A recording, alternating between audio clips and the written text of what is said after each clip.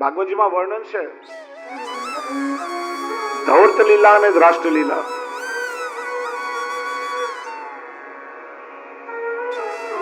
સિક્કામાં માખણ રાખ્યું તો ફોડી નાખે.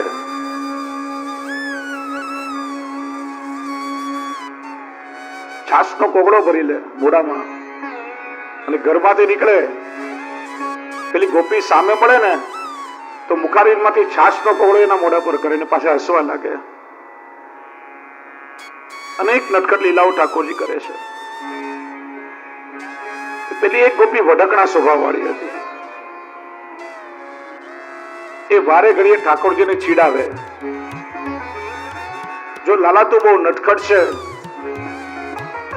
બધાને ભલે સતાવો, મારે ઘરે આવવાની કોશિશ ના કરતો, મારે ઘરે આવ્યો ને તો તારી ખેર નથી.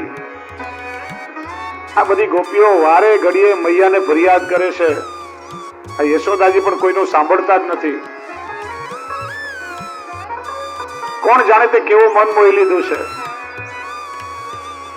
ગોપીઓ ફરિયાદ કરે પણ માં કોઈનું માને નહીં. મહાપ્રભુજીનું કારણ કે છે સ્વરૂપે કેવલ સ્નેહ ભાવ તસ્માદ ન કોપી દોષ ગૃહનાથી યત્ર સ્નેહ તત્ર ન કોપી દોષ. જ્યાં સ્નેહ હોય ને ત્યાં ક્યારે દોષ બુદ્ધિ ના આવે. પ્રેમનું મોટું લક્ષણ છે, એમાં દોષ બુદ્ધિ ના આવે. મૈયાને લાલા પ્રત્યે વાત્સલ્ય છે, સ્નેહ છે. અને જો આ જ ફરક છે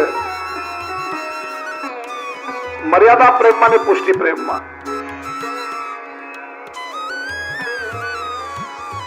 મર્યાદા માર્ગમાં ગુણાશક્તિ છે અને પુષ્ટિ માર્ગમાં સ્વરૂપાશક્તિ છે. તમને કોઈ પૂછે કે અમુક વ્યક્તિને તમે પ્રેમ કરો છો એનું કારણ શું, અને જો તમારી પાસે એનું કારણ છે તો માનો તમને પ્રેમ કરતા આવડતું જ નથી. કારણ કે કોઈ કારણથી કરેલો પ્રેમ હોય ને, એક કારણ દેખાય ત્યાં સુધી ટકે, પછી ના ટકે. તમે કોઈનો પ્રેમ કરો છો કોઈને કેમ કે એનો સ્વભાવ સારો છે, જે દિવસે આમ સ્વભાવ બદલાય ને પ્રેમે બદલાઈ જાય. કોઈને તમે પ્રેમ કરો છો કેમ કે બહુ સુંદર દેખાય છે, જે દિવસે કપાળમાં પાડી આવે, મોઢામાં દાંત ન હોય તો પ્રેમ પણ ના ટકે. તમે કોઈને પ્રેમ કરો છો કેમ કે બહુ અમીર છે, પણ જયારે પૈસા ન હોય તો પ્રેમ પણ ના હોય. ગુણોને થયેલો પ્રેમ ત્યાં સુધી ટકે કે જ્યાં સુધી ગુણો દેખાય, પછી પ્રેમ ના ટકે. વ્રજ ભક્તોએ ઠાકોરજીના ગુણોને નહીં, પ્રભુના સ્વરૂપને સ્નેહ કર્યો છે. અને સ્વરૂપને થયેલો સ્નેહ પ્રતિક્ષણ વધતો હોય, ક્યારે પણ ઘટે નહીં. અને સ્નેહનો સ્વભાવ છે ક્યારે દોષ બુદ્ધિ ના આવે. મૈયા ક્યારે લાલાને વળતી નથી. ગોપીઓ ચીડાય કે આટલી રાવ કરીએ, ફરિયાદ કરીએ, આ મૈયાને કઈ અસર જ નથી. લાલા મારે ઘરે આવવાની કોશિશ ના કરતો, નહીં તો તારી ખેર નથી. પ્રભુ કેમ? એટલે આવતીકાલે તારા ઘરે આવું છું, કે આવ તને જોઈ લઈશ. ગોપીએ ચેલેન્જ તો આપી દીધી, પણ મનમાં ફફડાટ કે હવે આ નટખટ છે, આવ્યા વગર રહેવાનો નથી. એ તો ઘરમાં સંતાઈને બેઠી, ક્યારે આવે ને ક્યારે રંગે હાથ પકડું. ત્યાં ઠાકોરજી પધાર્યા. સિક્કા પરથી પેલું ગોરસની મટકી ઢોળવા જાય ત્યાં ગોપી આવીને રંગે હાથ પકડી લીધા. આ જ લાગમાં આવ્યો છે. આ તો હવે તને મૈયા પાસે લઈ જાઓ, રંગે હાથ પકડ્યો છે ને, હવે જો મૈયા તને વળે છે કે નહીં. હાથ પકડીને તાણીને લઈ જઈ રહી હતી. હવે ગોકુલની સાંકડી ગલીઓ અને ત્યાં નંદાલય તરફ જતા વચ્ચે ગલીમાં પેલી ગોપીના સસરાજીની દુકાન આવે અને બહાર એનું બાળક રમી રહ્યો હતો. મર્યાદાનો સમય હતો. સસરાજી દુકાનની બહાર બેઠા હતા એટલે પેલી ગોપીએ લાંબો ઘૂંઘટો તાણી દીધો. ઠાકોરજી કે આ મોકો છે. ગોપીને એવી વાતો વળગાડી, અરે તને જરા પણ દયા આવતી નથી. મારા હાથ કેટલા કોમળ છે, ક્યારની તાણીને લઈ જાય છે. મારો હાથ કેટલો દુખે છે, થોડી વાર બીજો હાથ પકડ ને. વાતો એ વળગાડી. બીજો હાથ પકડાવવાના બાને એના બાળકનો હાથ પકડી એના હાથમાં પકડાવી દીધો. પેલી પોતાના બાળકને ઘૂંઘટો તાણ્યો છે, મોડું દેખાતું નથી. બરાડા પડતી નંદાલયમાં આવી. અરે યશોદા મૈયા, જુઓ તો ખરા, આજે નટખટ ને ચોર ને રંગે હાથ પકડ્યો છે. બહુ ફરિયાદ કરી, માનતા નહીં હતા ને. આજે લાતમાં આવ્યું. મૈયા કે કોણ છે, કોને લઈને આવી? આ રહ્યો તારો લટકટ લાલો. એ જો તો ખરા તો કોને લઈને આવી? જોયું, પોતાનું જ બાળક. એવી ભોંઠી પડી બિચારી. આળસ મળીને પ્રભુ અંદરથી બહાર નીકળ્યા. મૈયા કોણ છે, કોના બરાડા પડી રહ્યું છે? જોને લાલા, ગોપી પોતાના દીકરાને લઈને આવી અને વળી મને ફરિયાદ કરે છે કે તારા કનૈયાને પકડીને આવી. લાગે ને ભૂત વળગ્યું છે. લાલન કે મૈયા, એ ભૂતને ભગાડવાનો મંત્ર મારી પાસે છે. ધીરેથી આવીને કાનમાં કહ્યું, આજે મૈયાને રાવ કરવા આવી, તારા દીકરાનો હાથ પકડ્યો, ફરીવાર કોશિશ કરીશ તારા ધણીનો હાથ પકડાવી દઈશ. ના તો નટખટ છે. બીજા દિવસે પેલા ગોપ અને ગોપી બપોરે વિશ્રામ કરી રહ્યા હતા. પ્રભુ પધાર્યા. પેલા ભર ઊંઘમાં હતા. હવે સમય, ત્યારની ફેશન, પુરુષોની લાંબી લાંબી દાઢી હતી, બૈરાઓના લાંબા ચોટલા હતા. પેલા ગોપની દાઢી અને ગોપીનો ચોટલો ગાંઠ વાળીને તાણીને બાંધી દીધો. જાણી જોઈને એને ચેડાવા બરાક કરતો દરવાજો બંધ કરીને દોડ્યા. દરવાજાનો અવાજ થયો, બંને ઝબકીને જાગી ગયા. દાઢીમાં ને ચોટલામાં ખેંચાતાણી થાય. પ્રભુની વાળેલી ગાંઠ કોણ છોડી શકે? કાતર લઈને પેલા ગોપે દાઢી કાપીને ગોપીનો ચોટલો કાપ્યો. ત્યારથી ફેશન આવી ગઈ. પુરુષો દાઢી વગર ના થાય અને બૈરાઓના વાળ ઓછા થઈ ગયા. અનેક લીલાઓ પ્રભુએ કરી. વિચાર્યું કે આપણે એક મંડળ બનાવીએ. સખાઓને ભેગા કર્યા, એક મંડળ બનાવ્યું.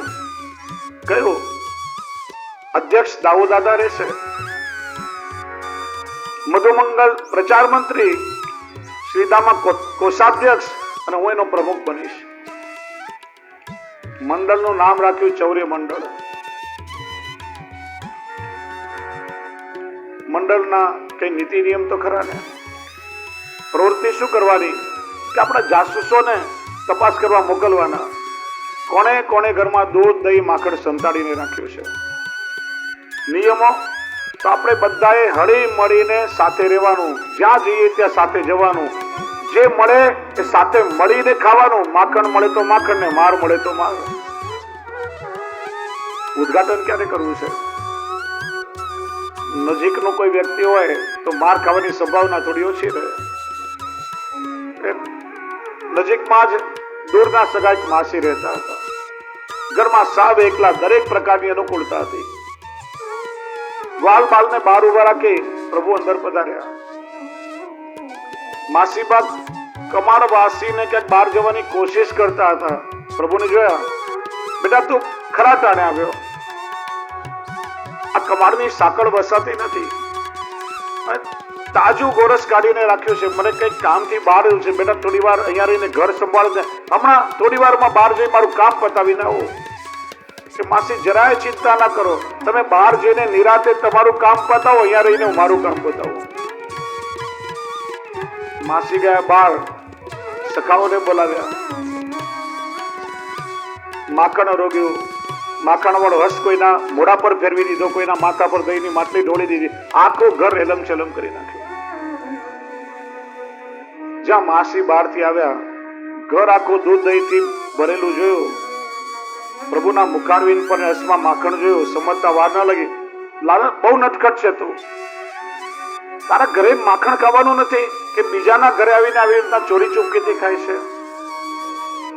એવા ઘોડા બની ગયા. શું કહું માસી, મારા ઘરે તો પુષ્કળ ગોરસ છે, પણ માસી આ તારા માખણમાં જે મીઠાશ છે ને એવી મીઠાશ મારા ઘરના માખણમાં નથી. અને માસી વાતો ફૂલાઈને ફાળકો થઈ ગયા. એમ લાલા તને બહુ ભાવે છે, વાંધો નહીં, દરરોજ આવજે મારા ઘરે, દરરોજ માખણ રોજે. અહીં તો સફળતા મળી, પણ દરરોજ કોઈની કોઈ ગોપીને ત્યાં પ્રભુ માખણ ચોરી કરવા પધારે.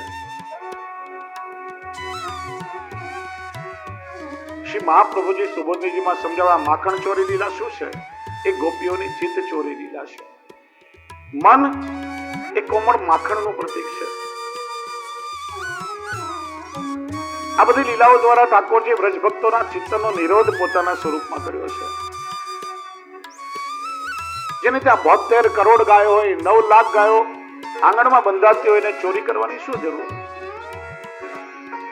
પણ એક એક લીલાઓ કરી વ્રજ ભક્તના ચિત્તનો નિરોધ પોતાના સ્વરૂપમાં કર્યો છે. આ ગોપીઓ કૃષ્ણમય બની છે. કૃષ્ણ સિવાય બીજો કોઈ વિચાર એમને નથી. હમણાં આવશે, આવતો જશે, બારણામાંથી આવશે કે બારીમાંથી કૂદીને આવશે, ઘરમાં સંતાઈને તો નહીં બેઠો હોય, હમણાં સીકા પર ચડી જશે, હમણાં માટલા ઊંધા વાળી દેશે. ગોરસ વેચવા માટે સાકરી ખોરથી મથુરા જતી હોય તો કૃષ્ણના જ વિચાર. ક્યાંક સંતાઈને તો નહીં બેઠો હોય, ઝાડ પર ચડીને બેઠો હશે, હમણાં લાકડીથી ફોડી રાખશે બાટલા. અને વેચવા માટે જાય છે ગોરસ. વિક્રેતુ કામાત કિલ ગોપ કન્યા મુરારી પાદાર પિત ચિત્ત વૃત્તિ દદ્યાદિકમ મો વસાદ વોચત ગોવિંદ દામોદર માધવેતિ. મથુરાજીને અરે કોઈ ગોવિંદ લો, અરે કોઈ દામોદર લો, કોઈ માધવને ખરીદો. ઘેર ઘેર કૃષ્ણને વેચી આવે છે. એવી કૃષ્ણમય બની ગઈ છે. ચિત્ત પ્રભુએ જોયું. પ્રશ્ન થાય, આપણે તો આખંડ સંસારમાં ડૂબ્યા છીએ, આપણે આપણું મન પ્રભુને અર્પણ કરી શકતા નથી, અને પ્રભુ સામેથી મનરૂપી માખણની ચોરી કરવા પધારે તો ગોપીઓ ના કેમ કે છે? એનું કારણ ગોપી છે, પ્રભુ અમારું મનરૂપી માખણ આપને લાયક નથી. એમાં કામ, ક્રોધ, લોભ રૂપી અનેક દૂષણો રહેલા છે, માટે એનો સ્વીકાર ન કરો. કૃષ્ણ કે છે, અરે ગોપી, તારું મન શુદ્ધ થાય, પવિત્ર થાય, પછી સ્વીકારું, એ તો મર્યાદા છે. પણ તું જેવી છે એવા તારા ભાવનો સ્વીકાર કરો, એ જ પુષ્ટિની વિલક્ષણતા છે. અને ગોપી તો ખાલી દેખાવ માટે ના કહે છે, એ તો પ્રતીક્ષા કરે છે પ્રભુના દર્શન ક્યારે થશે, ક્યારે લીલાઓનો અનુભવ થશે. અને કહે છે કે પ્રભુ માખણ ચોરી કરીને પધારે પછી ગોપી પોતાની બીજી બધી સખીઓને બોલાવે, પ્રભુનું અધરામૃત વાટે. આજે ઠાકોરજી કઈ રીતે લીલાનો અનુભવ કરાવ્યો એનો સત્સંગ પોતાની સખીઓ સાથે કર્યો.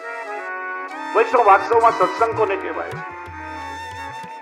ભગવદ વાર્તા વાંચવી એ સત્સંગ, કથા સાંભળવી એ સત્સંગ, કોઈનો સંગ કરવો એ સત્સંગ. આ બધા સત્સંગના અંગ છે.